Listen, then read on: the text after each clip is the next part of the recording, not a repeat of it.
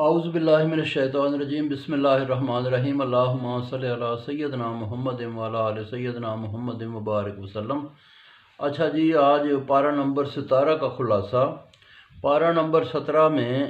سورہ انبیاء ہے مکمل، سورہ انبیاء اور سورہ حج مکمل، یہ دو صورتوں کا اس میں جو ہے نا ذکر ہے۔ سورہ انبیاء میں اللہ تبارک و تعالیٰ نے جو ہے نا وہ بیان فرمایا، قیامت کے بارے میں بیان ہے کہ قیامت کا دن جو ہے نا وہ قریب آتا جا رہا ہے، پھر قیامت کے قریب یوج ماجوج کو کھول دیا جائے گا، ٹھیک ہے جی، اور قیامت کے دن جو ہے نا وہ مشرکین منافقین دوزخ کا ایندھن بنیں گے۔ پھر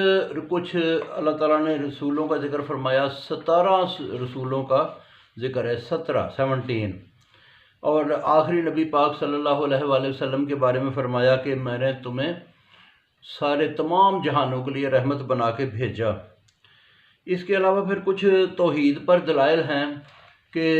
آسمان اور زمین پہلے ملے ہوئے تھے، پھر ہم نے ان کو جدا جدا کر دیا، ہر چیز کو جاندار پانی، ہر جاندار چیز کو پانی سے بنایا، پھر زمین میں پہاڑ بنائے تاکہ یہ ہلے نہ، اور پھر کشادہ راستے بنائے، آسمان کو محفوظ چھت بنایا، سورج چاند تارے اپنے مدار میں گھومتے ہیں۔ آگے سورہ حج شروع ہوتی ہے اور اس میں ذکر ہے پھر قیامت کا، کہ قیامت کی ہولناکیاں دل دہلا دینے والی ہیں۔ پھر تخلیق انسان کے مراحل ہیں کہ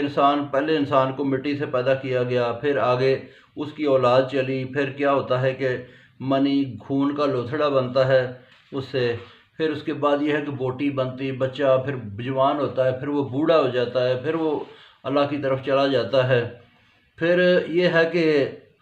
اللہ تعالیٰ نے کچھ جو ہے نا یہ مذاہب کے لحاظ سے لوگوں کے گروپوں کا ذکر کیا کہ مسلمان، یہودی، صابی کہتے ہیں جو ستاروں کی پوجا کرتے ہیں، عیسائیوں کا ذکر ہے، مجوسی لوگوں کا ذکر ہے، مجوسی وہ جو سورج چاند اور آگ کی پوجا کرتے ہیں، اور مشرک لوگوں کا ذکر ہے۔ پھر حضرت ابراہیم علیہ السلام کا جو ہے نا ذکر ہے کہ جب انہوں نے خانہ کعبہ تعمیر کر لیا تو اس کے اوپر کھڑے ہو کر اعلان کیا، تو سب تک یہ پیغام پہنچایا کہ آؤ لوگو، اس جو ہے نا